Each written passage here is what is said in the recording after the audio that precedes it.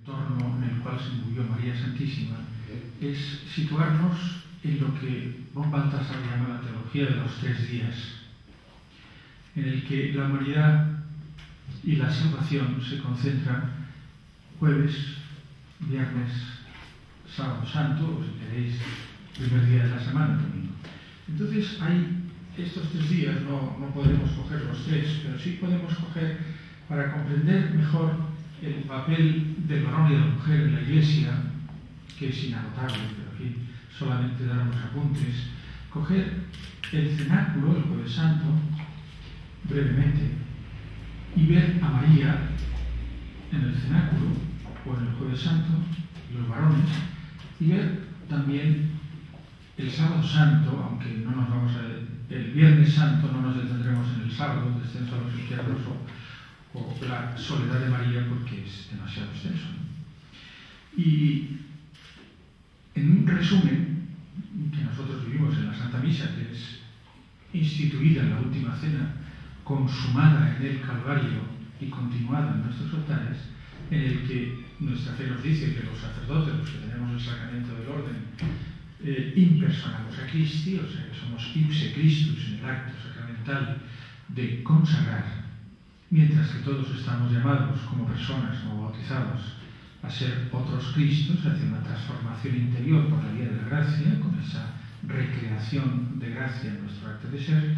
Nos vamos a detenernos un poquito brevemente en el Jueves Santo y después el Sábado Santo. Concretamente, Juan Pablo II dice: en la raíz de la Eucaristía está la vida virginal y materna de María, su desbordante experiencia de Dios, su camino de fe y de amor que hizo, por obra del Espíritu Santo, de su carne un templo, de su corazón un altar, puesto que concibió no según la naturaleza, sino mediante la fe, con acto libre y consciente en un acto de obediencia.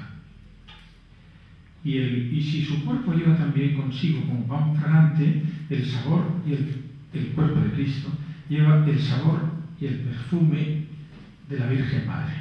Bueno, una expresión más homilética que otra cosa en el Ángelus del 5 de junio del 83, pero indudablemente la conexión de María con la Eucaristía es de una intimidad grandísima.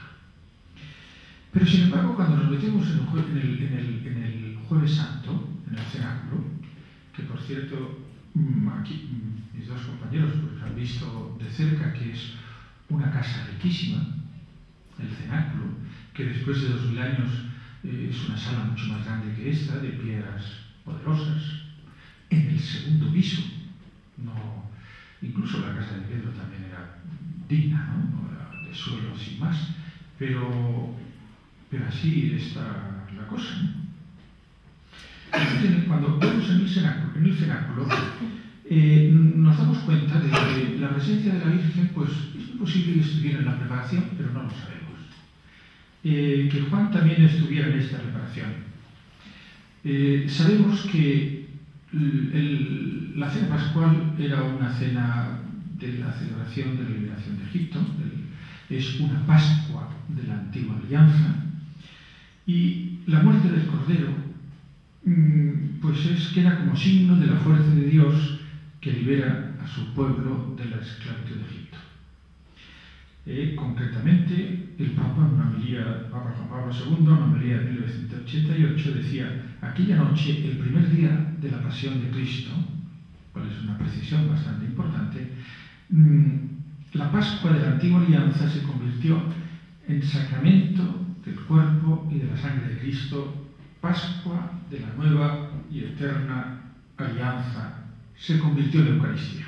Bueno, hay muchas cosas que podíamos hacer referencia, pero basta con los 2 textos de decir: mientras comían, tomó Jesús pan y después de bendecir, lo partió, y al darlo a los discípulos, dijo: tomad y comed, esto es mi cuerpo, y tomando un cáliz, habiendo dado gracias, lo dio a ellos, diciendo: bebed todos de él, porque esto es la sangre mía de la alianza, la derramada por muchos para remisión de los pecados. padre Banderas, un hombre de una sensibilidad y una afectuosidad grandísima, en un libro muy hermoso sobre el sacerdocio, pues comentaba que pensar que esta consagración era algo improvisado no se puede aceptar, sino que tanto pues, en la tradición de Juan como en la de Pablo, pues es un acto muy pensado por el Señor, e incluso mucho el sermón eucarístico con el momento de la institución. Sin embargo, dentro lo que llama la atención, aunque podríamos hacer referencia a los sacrificios de comunión precristianos, pero lo que llama la atención, que es a lo que yo me quería referir ahora, es que este acto eucarístico es la cumbre y la fuente de la vida cristiana. Es el regalo del esposo a la esposa. El esposo, que es Cristo, se regala a sí mismo para que la esposa Cristo y la vida de la Iglesia, todo conduce a la unión eucarística. Todos los sacramentos van dirigidos, incluso el matrimonio, a engendrar hijos que puedan comulgar en la tierra y en el cielo. Todo va dirigido hacia esta realidad y la institución de los sacerdotes, del sacerdocio, del sacramento del sacerdocio, está íntimamente unido a la Eucaristía y en el que se participa del único sacerdocio, que es el sacerdocio eterno de Cristo, como nos dice tan claramente en la Epístola de los Hebreos y en muchos otros lugares. En este sacerdocio eterno no consta en la Sagrada Escritura que estén las mujeres. Hay muchas tradiciones, sobre todo cosas privadas, de verla allí, pero lo cierto es que no constan. No constan en la cena pascual, aunque, insisto, la cosa devocional de que comulgaron, que estaban allí, que preparaban, pues es muy posible que salga. El hecho de que la primera parte, que el sacrificio esté como dividido en dos partes, físicamente facilita la celebración en el tiempo. En fin, yo no quisiera ahora extenderme en una de las cosas que para mí han sido más luminosas, que es la distinción entre eternidad y tiempo. Como el tiempo, concretamente el reloj nuclear actual, pues nos dice que un segundo se puede partir en 10.000 millones de partes, entonces tienes una sensación de casi nada, de lo que es el vivir en lo efímero y en lo temporal. Pero hay una expresión de Santo Tomás que dice,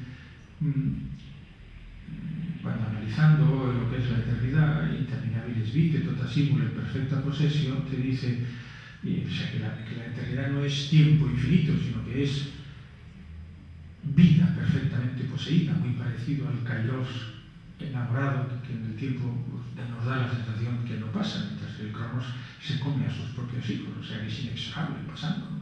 Entonces dice Santo Tomás, Dios solo conoce el presente, lo cual quiere decir que él ha entendido algo o bastante de lo que es la eternidad. Todas estas problemáticas de los predestinacionismos y qué pasará, que si Dios lo sabe, pues unos líos de no haber estudiado filosofía o de no haberlo pensado, pienso yo, porque si no son unos líos que no tienen ningún sentido.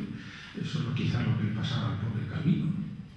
Pero en fin, en la mente eterna de Dios se ven como dos momentos. Uno, fácil de celebrar, la última cena, y otro que no se puede celebrar de una manera cruenta todos los días y es la cruz. O sea que no es solo por motivos culturales. En cambio, lo que sí por saltarme muchas cosas, ¿no? En el Viernes Santo, o sea, Cristo en el cenáculo instituye la Eucaristía. A mí cuando estuve en Tierra Santa, pues es sobre todo en Galicanto, pues al bajar aquellas escaleras de los macabeos que se conservan, son de 150 años, dicen, antes del tiempo de Cristo, y que por ahí bajo él, y triste está mi alma hasta la muerte, y que, pues la verdad es que me conmovió, ¿no? Pero también me llamó la atención que estaba a media hora hasta el lugar del Huerto de los Olivos, O sea, que no estaba al lado, o sea, estaban en la parte rica de la ciudad, bajaban el torrente Cedrón y iban a aquel lugar que debía ser propiedad de alguien. O sea, había muchos árboles, muchos olivos que fueron cortados en tiempo del cerco de Jerusalén por el que sería después el emperador Tito en el año 70. Pero algunos dicen que son un poco, o si no, fueron tallados también por Claudio en 135. Pero a lo que voy, después de es tomado el Señor, recordáis pues la defensa valerosa, pero el Señor no la acepta, la legítima defensa por parte de Pedro, y empieza la pasión que tantas veces nosotros hemos meditado y que ahora pues no es un momento, pero que realmente mueve los corazones en lo que es una expresión de amor pleno, es decir, que amando a los que no le aman.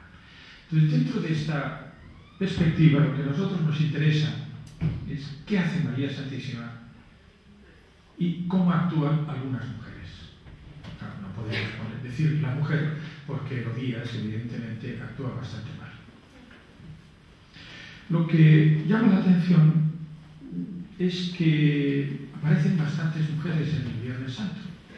Aparece en la Vía Dolorosa, aparece la mujer de Pilatos, que en la Iglesia Ortodoxa es venerada como santa, Claudia Prócula, o Procla. Le dice: no te metas con este justo porque he sufrido mucho, es decir, con esta presión realmente poderosa entre un hombre que hace que prevalezca la política sobre la justicia, si es que se puede hacer esta barbaridad.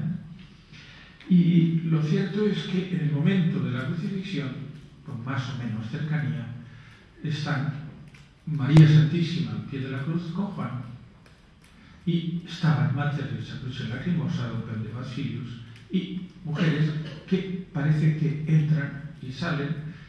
Se citan las tres Marías, pero eran bastantes más. Para esto, yo creo que para entender un poco el sacerdocio de Cristo, yo creo que lo que estamos aquí somos muy conscientes de que el sacerdocio no se reduce al ministerio de la palabra, al aspecto profético, ni se reduce tampoco al aspecto de regir, que tiene algo de estas cosas, sino que sobre todo tiene un aspecto estrictamente sacerdotal, en el cual se pueden distinguir varios aspectos. Uno, el sacrificio expiatorio, el sacrificio de comunión, el sacrificio de adoración, sacrificios de acción de gracias, en los cuales el Levítico, por coger la tradición judía, los va analizando muy bien, pero a su vez, ¿por qué lo toman los judíos? Especialmente el sacrificio expiatorio, el macho expiatorio, el chivo expiatorio. ¿Por qué lo toman los judíos? Cuando leía el libro de Mircea Eliade sobre las religiones de la tierra, no me acuerdo el título que tiene ahora, pero un libro pues muy interesante, pues habla de estas cosas, pero hay otro René Girard que es, bueno, no, por lo menos yo no lo puedo aceptar todo, pero lo del sacrificio expiatorio es muy sorprendente. Claro, si nosotros vemos que cogen un chivo, rezan sobre él, lo sueltan fuera de la ciudad hacia el desierto y se quedan liberados de los pecados del pueblo. Para nuestra mentalidad, por lo menos para la mía, parece una cosa muy difícil de entender. En cambio, René Girard, cogiendo las religiones anteriores, las religiones arcaicas, te hace un estudio del chivo expiatorio que está en todas las culturas, muy interesante, y que además viene con muchísimas citas en la Sagrada Escritura que yo no voy a tomar todas, que es lo del escándalo. ¿Escándalo qué es? No es solamente un obstáculo puesto a otro, sino un obstáculo para vivir feliz en el cual pues uno molesta a otro.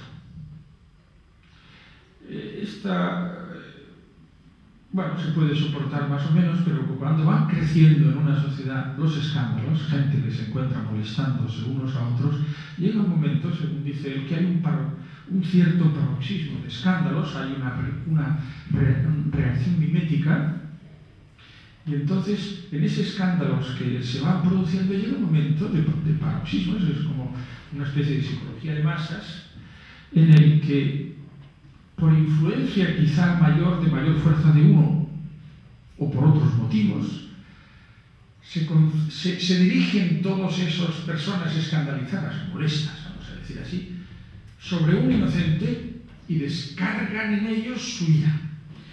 Después de ese descargo,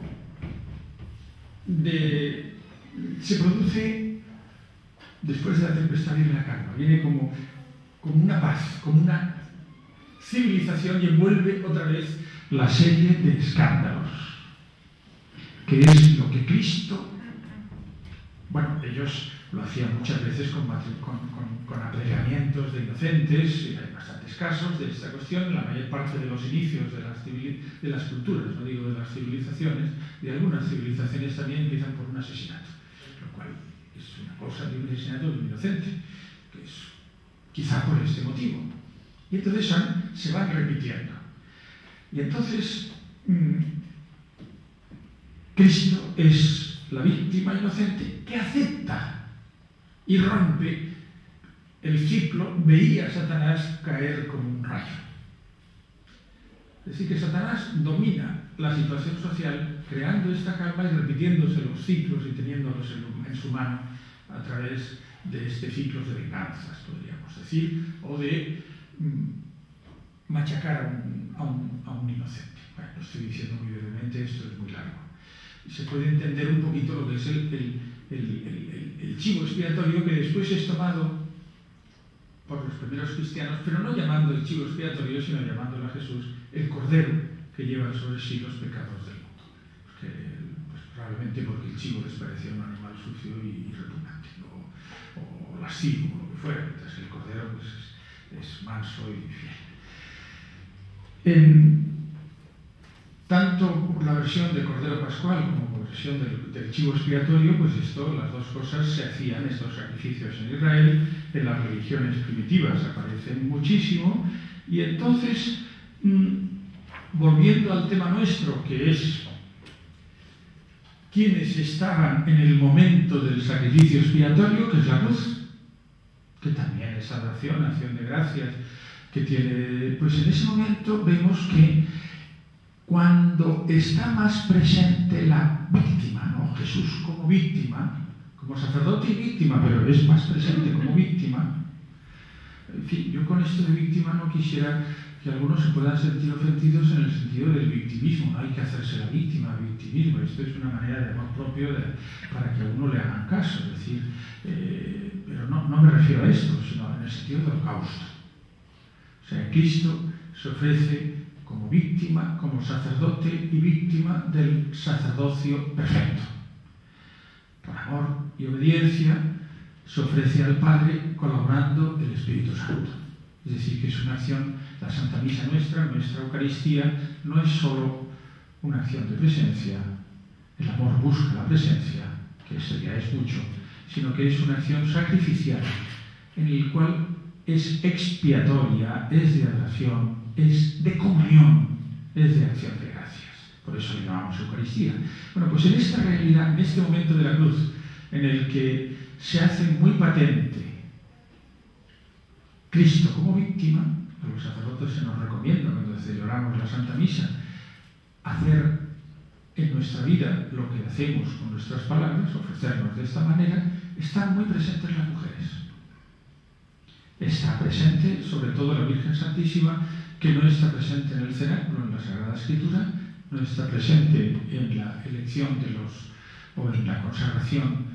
Yo me consagro para que vosotros os consagréis, dirá en el capítulo 15, no está presente, no consta en ninguna tradición. La palabra bíblica es cómo se entiende la Biblia por los santos, especialmente, porque si no solo por la letra, pues acabaríamos en una situación de descomposición de la fe, como ocurre en otros grupos cristianos. Sin la Iglesia, pues ni siquiera se puede saber cuáles son los libros inspirados. Bueno, se dirán criterios, pero ¿qué criterios se puede tener? Y para entenderlo mucho menos, ¿no? En el sentido de tradición viva.